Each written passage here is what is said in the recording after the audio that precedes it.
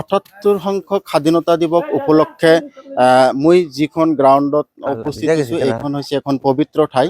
হজৰত মুহাম্মদ সাল্লাল্লাহু আলাইহি সাল্লামৰ যি মাদ্ৰাছা, সেই মাদ্ৰাছা প্ৰাংগণত আহি উপস্থিত হৈছোঁ। আৰু মোৰ পাছফালে নিশ্চয় আপোনালোকে যি নান্দনিক যি দৃশ্য পৰিৱেশ, সেই পৰিৱেশ নিশ্চয় আপোনালোকে চাবলৈ পাইছে।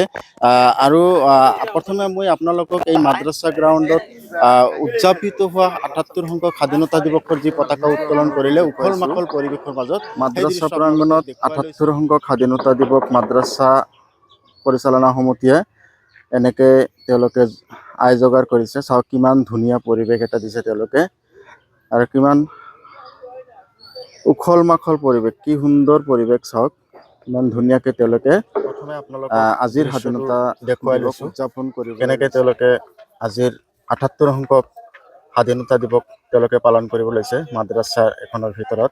আপোনালোকক মাদ্ৰাছাৰ পৰিচয়টো পিছত দিম, কিন্তু আগতে চাই লওক কি ধুনীয়া এটা পৰিৱেশ দিছে তেওঁলোকে।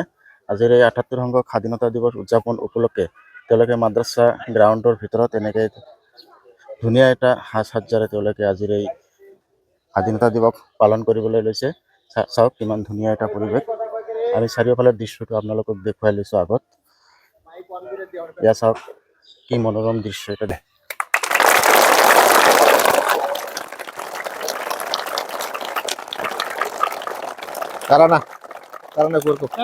कम्युनिटी के लोगों के लिए, खुसूसन हिंदुस्तान के रहने वाले मुसलमानों के लिए आज का ये दिन इंतहाई मुसर्रत और इंतहाई खुशी का मौका है कि हमारे बुजुर्गों ने इस मुल्क को अंग्रेज से आजाद कराने के लिए मुख्तलिफ तरह की कुर्बानी दी है। এই ৭৮ সংখ্যক স্বাধীনতা দিৱসৰ উপলক্ষে তেওঁলোকে সমাজত কি বাৰ্তা দিব আছে? মুফতি সাহেব আছে এই মাদ্ৰাছাখনৰ যিজন প্ৰধান। আজিৰ ৭৮ সংখ্যক স্বাধীনতা দিৱসৰ প্ৰাকক্ষণত এই পবিত্ৰ স্থানত থিয় হৈ আছে, আৰু এই পবিত্ৰ স্থানখন হৈছে কাজাইকাটা হুচাইনিয়া মাদ্ৰাছা জিলাৰ বিলাসীপাৰাৰ মহকুমাৰ অন্তৰ্গত। ওয়ালাইকুম আসসালাম ওয়া ৰাহমাতুল্লাহি ওয়া বাৰাকাতুহু। আজি ৭৮ সংখ্যক স্বাধীনতা দিৱস আপোনালোকে উখল মাখল পৰিৱেশেৰে এই স্বাধীনতা দিৱস পালন কৰিলে। ইতিমধ্যে আপোনালোকে পতাকা উত্তোলন কৰিছে।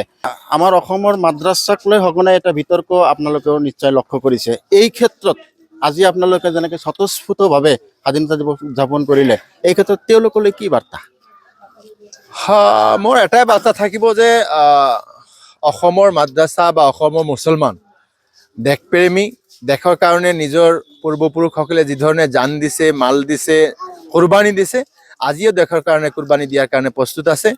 যি ধৰণে তেওঁলোকে দেশৰ প্ৰতি দেশভক্তি দি আছে, দেখাই আছে, মই ভাবোঁ তেওঁলোকৰ পৰা আৰু ধন্যবাদ। এয়া আছিলে মুফতি ইয়াহিয়া চাহাব, কাজাইকাটা হুচাইনিয়া মাদ্ৰাছা। আপোনালোকে তেওঁৰ বক্তব্য শুনিলে। তেওঁ গুৰুত্বপূৰ্ণ এটা কথা কৈছে যে স্বাধীনোত্তৰ সেই আগৰ কালৰ পৰাই কিন্তু আমাৰ ইছলাম ধৰ্মৰ যিসকল পূৰ্বপুৰুষ আছিলে তেওঁলোকৰ যথেষ্ট অৱদান কিন্তু এই স্বাধীনতাত তেওঁলোকে দিছে, তেওঁলোকে শ্ৰম দিছে, তেওঁলোকে ত্যাগ দিছে, তেওঁলোকে তেজ দিছে। গতিকে আজিৰ এই স্বাধীনতাত আমি সকলোৱে মুক্ত। আৰু বিশেষকৈ আপোনালোকলৈ এটা অনুৰোধ থাকিব, যিহেতু এইখন মাদ্ৰাছাৰ এখন প্ৰতিবেদন মই বনাবলৈ লৈছোঁ এই কাৰণেই যে মাদ্ৰাছাক লৈ সঘনাই বিতৰ্কিত মন্তব্য কৰা কিছু মানুহক দেখিবলৈ পোৱা যায়। তেওঁলোকলৈ এই ভিডিঅ'খন মই বনালোঁ, আপোনালোকে চাব। আমাৰ মাদ্ৰাছাত চৰ অঞ্চলৰ ইমান ভিতৰুৱা অঞ্চলতে কিন্তু মাদ্ৰাছা কৰ্তৃক আয়োজিত যি ৭৮ সংখ্যক স্বাধীনতা দিৱস তেওঁলোকে উখল মাখল পৰিৱেশেৰে স্বতঃস্ফূৰ্তভাৱে কিমান ধুনীয়াকৈ মানে একদম জাকজমক পৰিৱেশ এটা দি পেলাই তেওঁলোকে আজিৰ এই স্বাধীনতা দিৱস উদযাপন কৰিলে।